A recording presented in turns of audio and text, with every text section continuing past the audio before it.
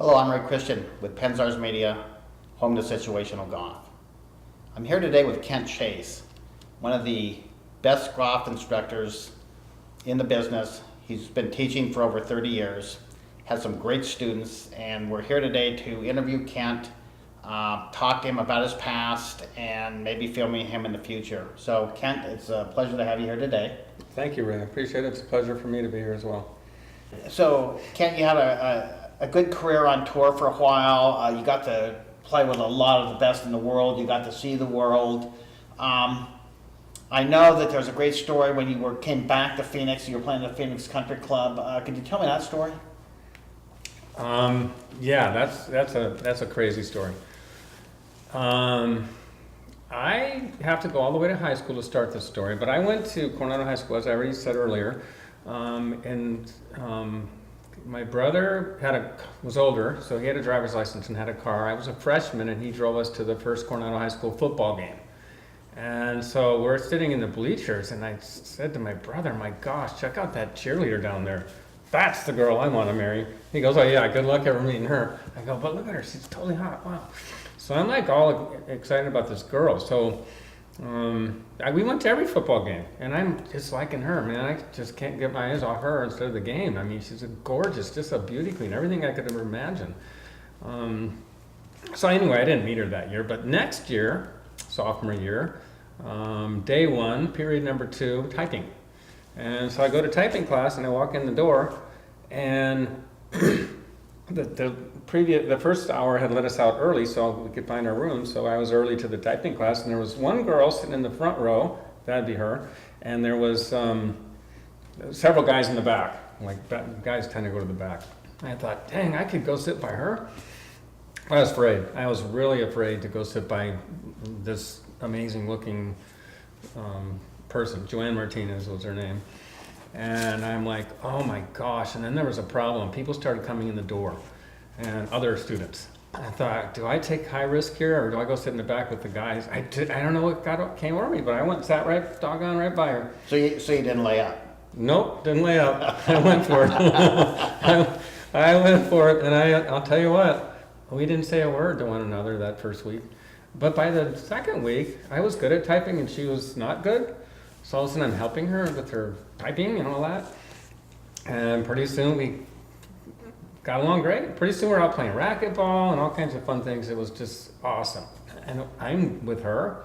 Well, one day, some guy walks into the typing class, star basketball player on the Coronado High School team, and he says, "Hey, back off my girlfriend."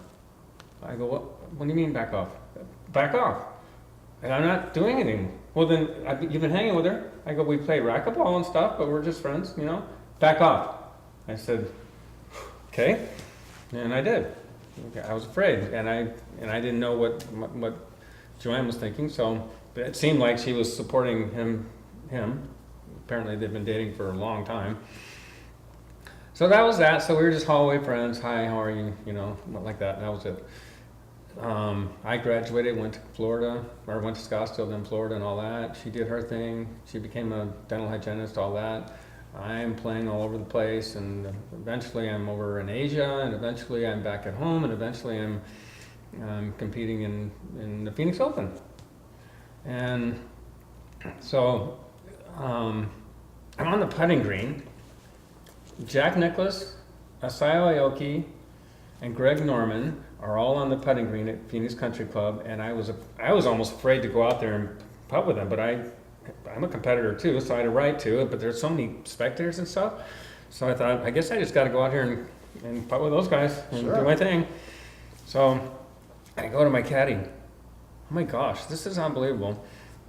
See if you can find a girl that's Hispanic, Mexican girl. She's flat out gorgeous. Beauty queen material, that's what I always called her. Check her out. And he goes, yeah. I go, that's the girl I was in love with in high school. He goes, wow. Yeah. I go, this is unreal. Okay, so I'm practicing like 10-foot putts, and they all go in. Back up 15, they all go in. 20, every putt, no matter where I go, is going in because I'm doing it for her. But she was married. I thought she married that basketball player, I'm thinking the whole time.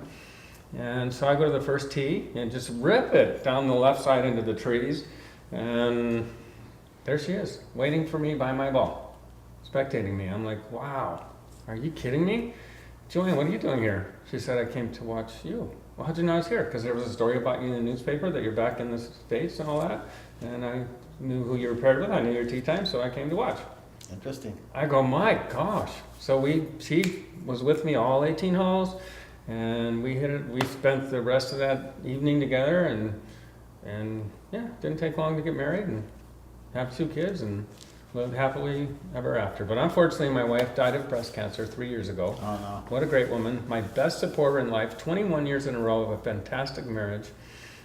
It's actually been 3 years and a half now that she passed from, I call it stupid breast cancer. It seems so unfair. Still gorgeous, beautiful, wonderful woman, great kids. Couldn't wait to watch them grow up, graduate, all that. And then I don't know why sometimes a good guy gotta die young. I don't get it. It's like a song, but the most important thing is I got to be with the woman of my dreams, and she was that woman for me, and she supported my golf completely.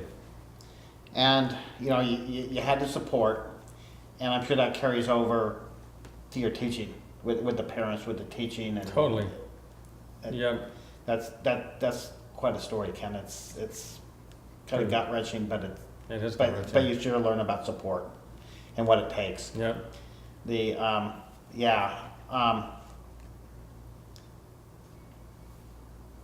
you've had a lot of luck with your students, and you've stayed with the teaching. You learned a lot from that. You've stayed with the teaching. You've done really well, and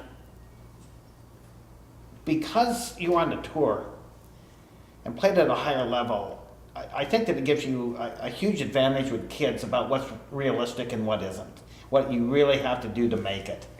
And I know that carries over a lot. And, some of the stuff you've done, I mean, one of the kids was telling me about your one and done drill. I mean, explain that, Kent. I mean, teachers don't teach most teachers don't teach like this. But explain that drill to us. This is, as you know, I have lots of different drills that I require of my students.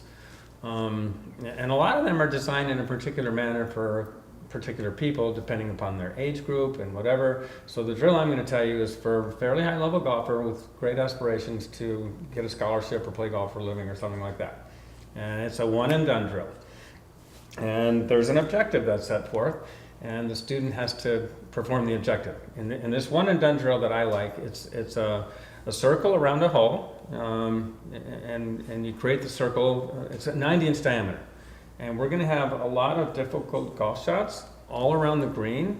Maybe it's a normal bunker shot, a downhill bunker shot, a flop shot over the bunker, out of rough over there, and that downhill lie over there. A lot of green to work with over there, no green to work with over here. And most of my great players have to go through 18 of these one and done possibilities, stations. I call them stations, one and done possibilities. The objective is, from wherever the station number 1 is, let's say it's the flop shot, I want my student to hit their ball in that circle on their first try. That's called a one and done. And they got to get involved in shot selection, club selection, launch angle, landing point, spin rate, speed, all kinds of stuff is going on there to hit this quality shot, to get their landing point, to make it go in that circle. And if they do, they get credit to go to station number 2. What if they don't land in the Oh, circle? that's the problem. Then they got to do 5 in a row into the circle Before they move on. before they go to station 2. 5 means they got to critique and adjust what went on to get something different than what they got. So now they got to observe and critique until they get it, and then once they get it, they got to repeat that 5 consecutive times before they can advance to station number 2. Do you give them lights so they're out there at night? What time are you going home tonight? Yeah, exactly. But I guess that teaches them one and done. You either make it or you don't. Believe it or not, the way this works, they get better and better. This is a daily process for them. All my drills, this is just one of the drills, are to be done at home, not just with me. So they get better and better and better at one and done. They're way more involved in pulling the proper club. They're way more involved in pre-shot routine, long story on that one. They're way more involved in the shots we get to watch Tiger Woods hit on TV, short game wise, all these years. They want to succeed now. Instead of just chipping and everything's good enough, yeah, Dad, when they come home, I had a quality practice session. I got my 18 stations done today for the first time in less than 100 balls when it used to take me 500. I'll bet you have a good story or two about some of your students or with the one and done. Do you have any good ones? Oh, the best one is, I already know. It's perfect. Kimberly Kim, United States Amateur Champion, 14-year-old, youngest in the history of golf to win the United States Amateur Championship. When I made her do this one and done or 5 in a row, 18 ball drill, now I call it the Kimberly Kim drill. But it used to be called the 18 ball drill, and then it became called the one and done drill. But so the Kimberly Kim drill, I explained the rules to her and her father about one and done or 5 in a row. And I explained the current record is 272 golf shots to complete all 18 stations. And her dad laughed at me because Kimberly's going to be done in way less than that. Remember, Kimberly's goal is to be on the tour, so this is higher level than the 7-year-old kid. I'm not going to make this poor kid have to do 18 stations and not go home until he gets 1 and done or 5 in a row on every one of them. Sure. But Kimberly it's right on her goal sheet. She wants to be player of the year on the LPGA tour by the year, whatever. Okay, so he laughed the dad mostly laughed because his daughter would be done in way less than that many shots. How many? The 270-ish shots. I can't remember, I've got it written down. But whatever I just said a minute ago, I think it was 272 shots was the record. Anyway, 2.5 hours and 455 count 'em golf shots later, Kimberly finished station number 18. Wow. Now, always done in less than an hour, every time. Less than 100 balls, every time. Quality practice, good, I'm good. I got it. Don't need to beat my head against the wall here, good, one and done it. Good here, one and done it. Downhill bunker shot, good, one and done it. Wherever she gets stuck at 5 in a row, she must need to be. So she's practicing in a weak point. You know, don't practice what you're good at, practice what you're bad at. Right? And then it leaves us a lot more time for a long story on the putting drills and the inside 100-yard stations and drills and objectives. And there's so many things that go on to this. You know, I know we could talk about this stuff for hours. You've had hundreds, if not thousands, of students that have gone on to be really successful. I know a lot of them. You hold kind of dear in your heart that you have long-term relationships with those people. Can you give us a few names of some of the people you've worked with? I know you can't name them all, Kent. I mean, there's hundreds, if not thousands. But can you give us a few? Yeah. There's quite a few, but realistically, what really excites me or means the most to me is that I've influenced people's lives in a way where they can get those goals. People that have got their goals along the way. Charlie Belgium, he won on the tour last year. I'm glad to have touched his life in a positive way and spent countless hours with him. Sure. Aaron Watkins, he's got his tour card now. He's been on. He got his tour card. Lost it, went to Nationwide, and now he's got his tour card back. Andrew Yoon, #1 player in Stanford, on scholarship, full ride. I mean, that's exciting to me. Danielle Makapani, winning 7 times on the LPGA Tour. Those are things that I'm pleased that I've touched their lives in some manner, along the way. That's what matters to me. Alberto Sanchez, Arizona State University. Alberto Sanchez also, youngest player to qualify for the U.S. Open last year. My gosh, 17-year-old kid playing in the U.S. Open and missed the cut by 1 golf shot. Those are the exciting things for me about who have I taught. I mean, Kimberly Kim was a thrill to teach, obviously, and she's getting back into it. She actually got her tour card, lost her tour card, and she's pretty much took a little time off. So she's just getting back into it again. She had burnout. I mean, some people do get burnout. And there's a long story of the possibility of the reasons why she got burnout, sure. And I can't really go into that, but she did, and now she's going to be making her comeback. Ken, you're just a great instructor. It's what we'd like to do. Is we'd like to take this to the next level. We'd like to come and film you teaching your students. Why don't you think about this? We'll have you pick 3 or 4 students, maybe different ages, different levels of golf, and we'd like to take it a little deeper. We'd like to actually interview you about the student, we'd like to actually interview the student, and we'd like to interview the parents. I know that you have a great relationship with parents, and you believe in the parent-child interaction. And then why don't we kind of follow you with these students, see how how it works out, and keep coming back to this, and then have some interviews along the way.